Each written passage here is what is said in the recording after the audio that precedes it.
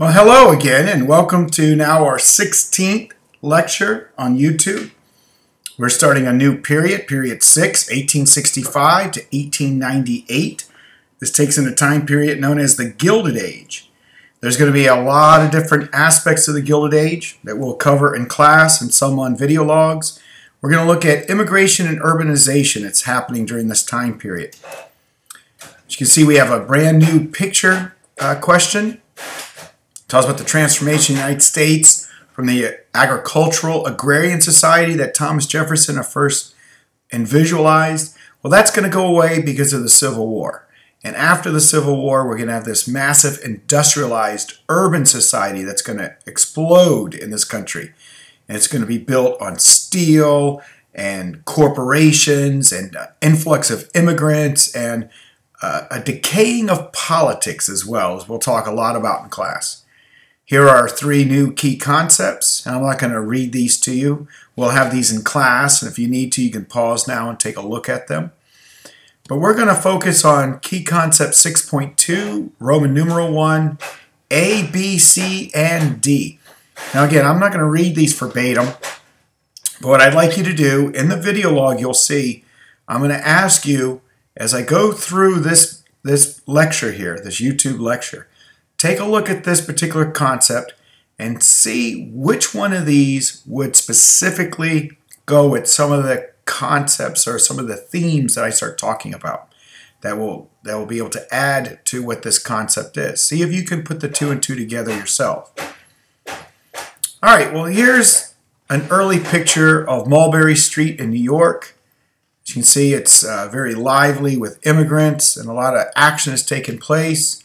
A lot of our big cities will become the scene of where a lot of the immigrants from Europe, especially Eastern and Southern Europe, are coming from. Here is a picture of what Mulberry Street looks like today. Not too much different except for the traffic and the cars and well, the modernness, I guess. Is that a word? I don't know. Let's move on. All right, so the city now is becoming the new frontier in America, and there's so much that's happening now with the advent of a modern city. We have a new class of diversity is coming up, new energy is being developed, a melting pot. America is becoming known as this cultural melting pot with various different individuals coming over. This new form of what we call the classic rugged individualism. You might remember we talked about individualism with the transcendentalist, and that became a very popular idea amongst them. It becomes something even more so now with Americans who believe that you can make yourself whatever you want, especially when it comes to economics. Obviously, new levels of crime and violence erupt. People come to the big cities for a new start. There's a lot of things going on in the city now, a lot of things that's influencing people to leave the farms and to come into the cities. A new type of architectural style, which we'll talk about here in a few moments. The new metropolis has emerged. Your textbook tells you, and very nicely so, that before the Civil War, cities were basically centers of trade. Your largest cities, New York, Boston, Philadelphia, these were seaport cities. They were mostly for that type of trade, not only amongst the colonies, but obviously to Europe. Manufacturing took place in rural settings. There was no manufacturing taking place in the big cities at the time. Think of your mills. They were out in the countryside, your textile mills near where there would be some sort of a water source so they can get the giant spinning wheel going and get their machinery working. All that was in the rural. But now after the Civil War, cities are becoming larger. Cities are now becoming places of manufacturing. They're becoming places of finance and trade. The steam engine is making this possible. People are able to travel faster. Steam engine trains, steam engine ships are bringing people faster to Europe over here. So the cities are becoming a larger place now. The cities themselves are using the new technology. They're developing mass transit. The first trolley cars were steam powered. Then later on, they added electricity to the trolley cars, and now people can, the bigger the city, it didn't really matter. It was easy to travel from one end of a city to the next because of trolley cars. Eventually, they felt the trolley car was a very dangerous thing, and a lot of accidents start to happen. So some cities like Chicago and New York developed what they call the elevated trains, or L trains. And in Boston, we get our first subways begin. And in many of your big cities, obviously New York becomes very famous for this, a new type of transportation. All make it easier for people to live in big cities because there's a lot of transportation there for them. We'll talk about in class about the Bessemer steel process, but with the advent of steel now in the world, the United States becomes the largest producer of steel.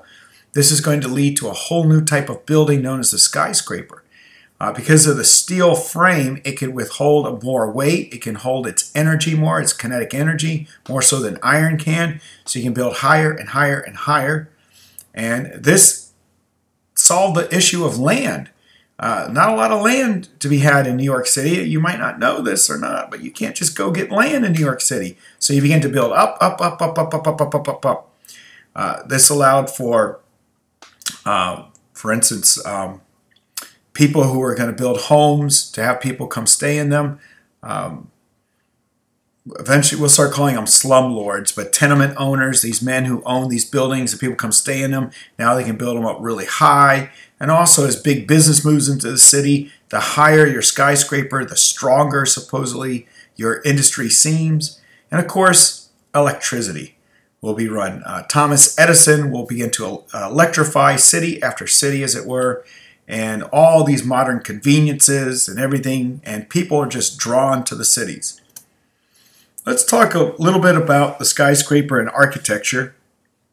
A lot of people don't realize this, but the first skyscrapers were built in Chicago.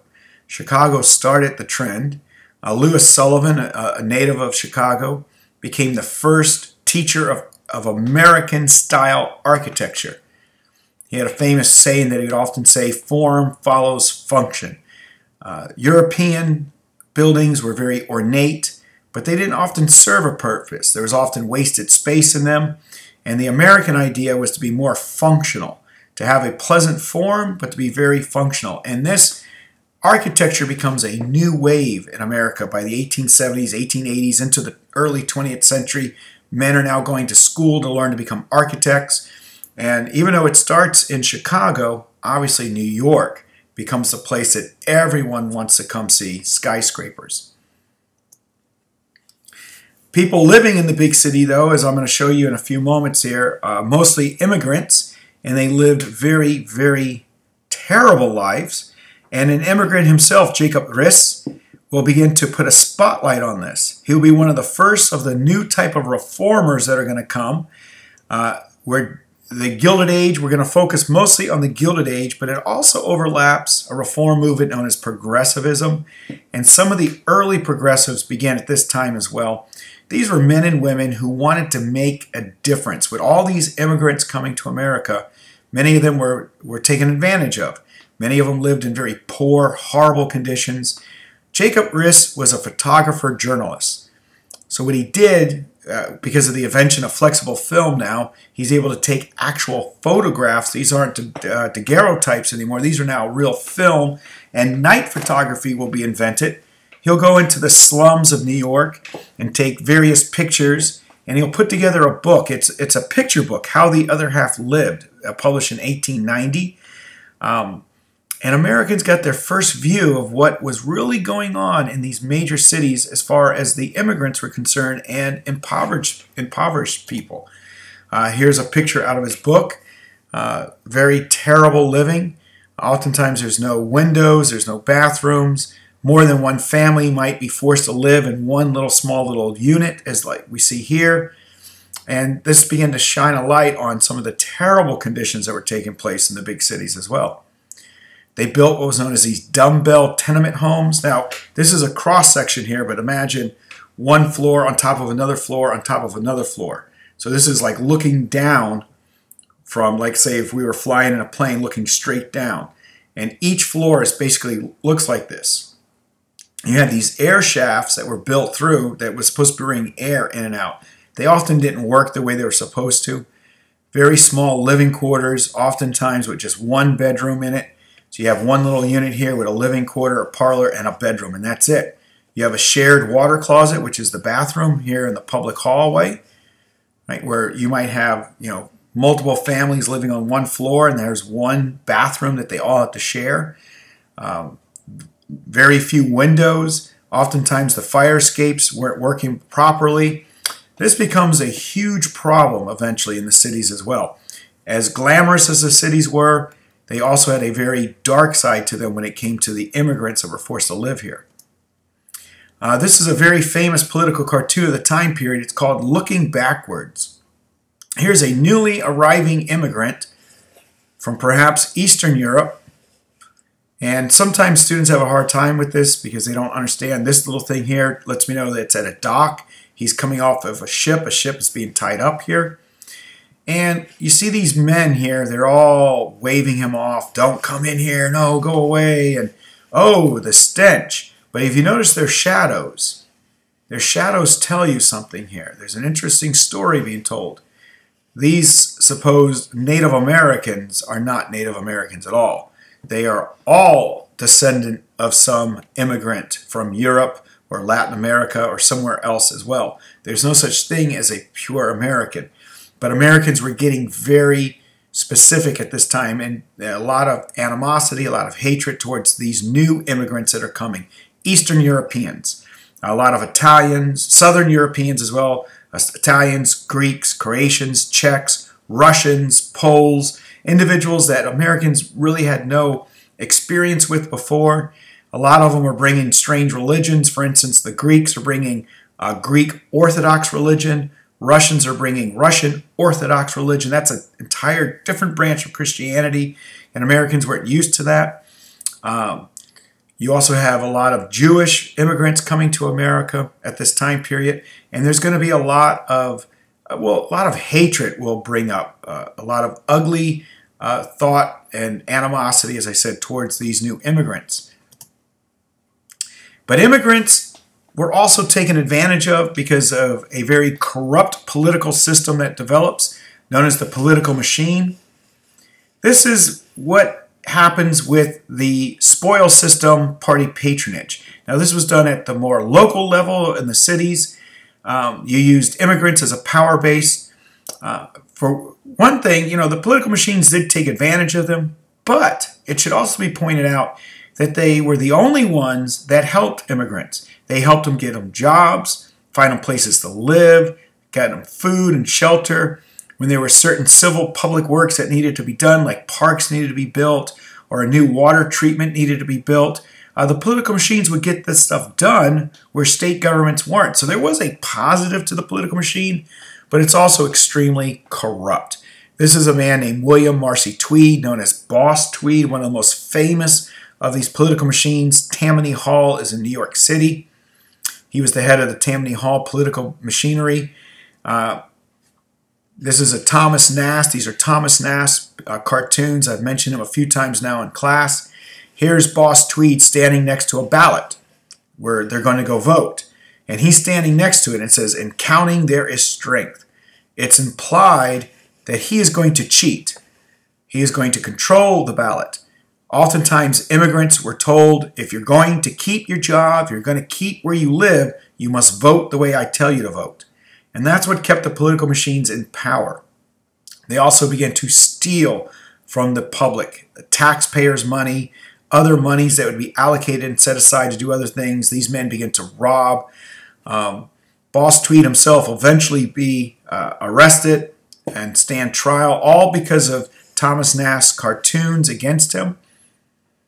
However, the political machines are what we call like a grassroots movement. They begin in the cities, but eventually the states begin to utilize political machinery as well as the federal government as well. And in class, I'm going to go over specifically Gilded Age politics and see how the political machines affected even Congress and the President of the United States.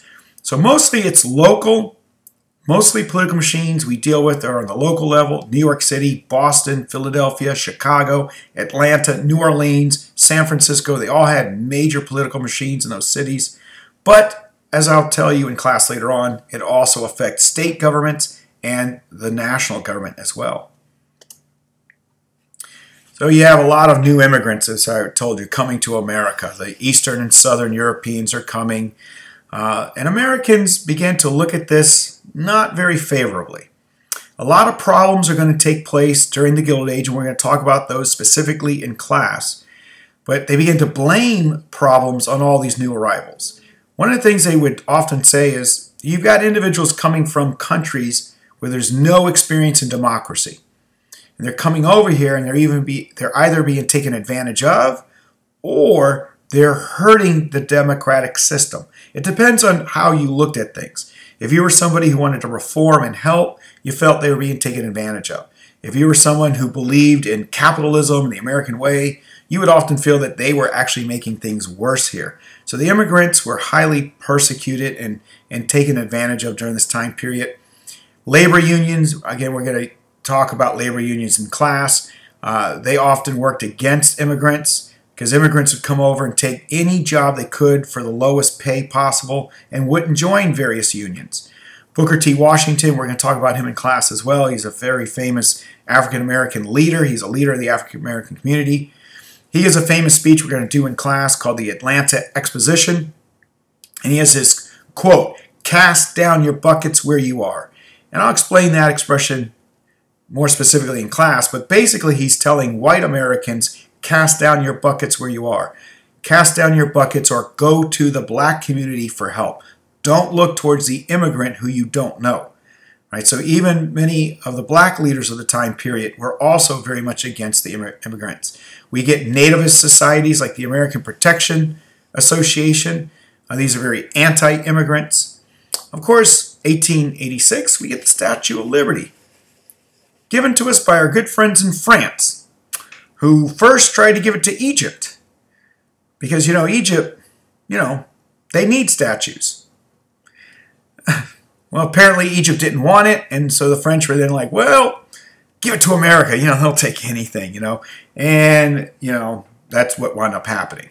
So we have this great statue that was built and made in France and assembled here in America. All right. As I was telling you, a lot of ethnic clashes, especially, we're talking mostly here about Eastern Europeans, Southern Europeans, but Asians are coming as well, the Chinese. All the railroads that we'll talk about in class are basically built by the Chinese immigrants, as well as Irish immigrants. But the Irish have been here for a long time. The Irish started coming en masse in the 1840s.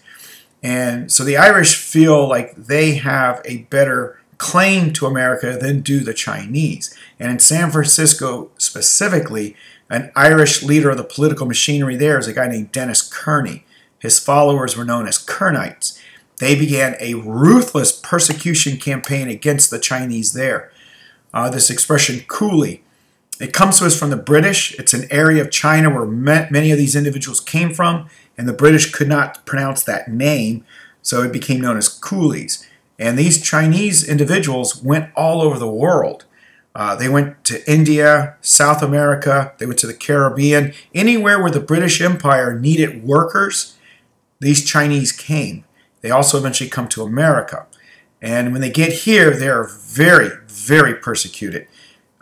You would often find these types of sayings, not a Chinaman's chance, no dogs, no Chinese, very popular terminologies at the time period, extremely racist, very anti-Chinese.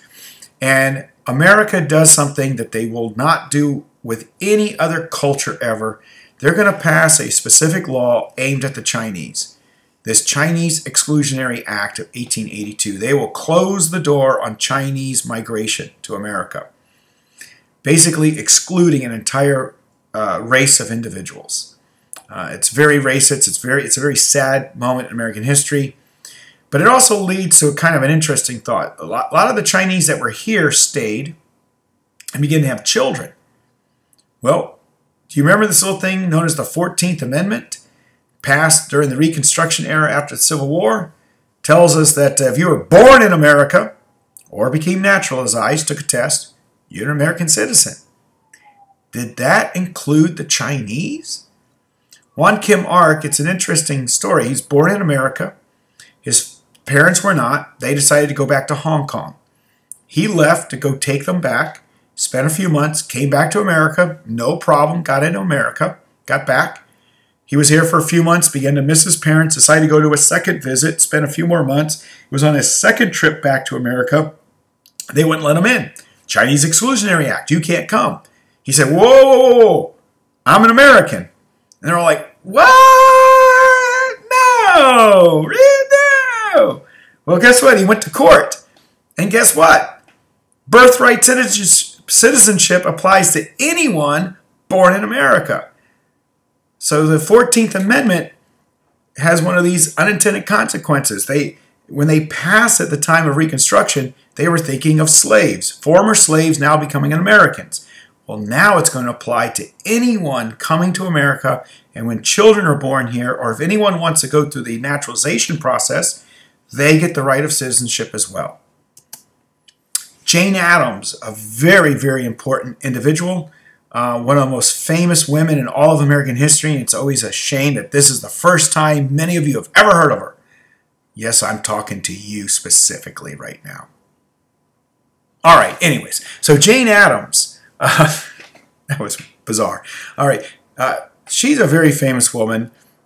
She is a reformer of this age, and eventually, I mentioned to you, eventually a movement known as progressivism is going to start. She develops, well, there was already a system known as settlement homes, homes that were designed specifically to help immigrants to assimilate into American culture. She has one of the more famous ones. It's known as Hull House, H-U-L-L, Hull. This is the Hull family in Chicago. They were at one time very wealthy, fell on hard times. This was their mansion. She wound up purchasing it and turned it into a settlement home.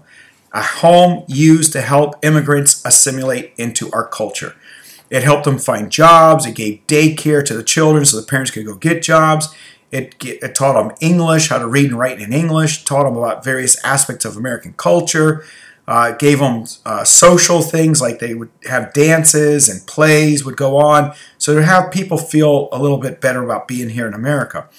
And this was all privately done. That's another important thing. During the Gilded Age, everything is a private thing, a voluntary organization developed to help with immigrants or other aspects of the Gilded Age, as we'll talk about later on. But again, Jane Addams, we're going to talk a lot about her as well in class. All right, well, that brings an end to this very long lecture. But for further reading, always please turn to your textbook. Please read a little bit. All right, let's talk to you guys later. Bye-bye.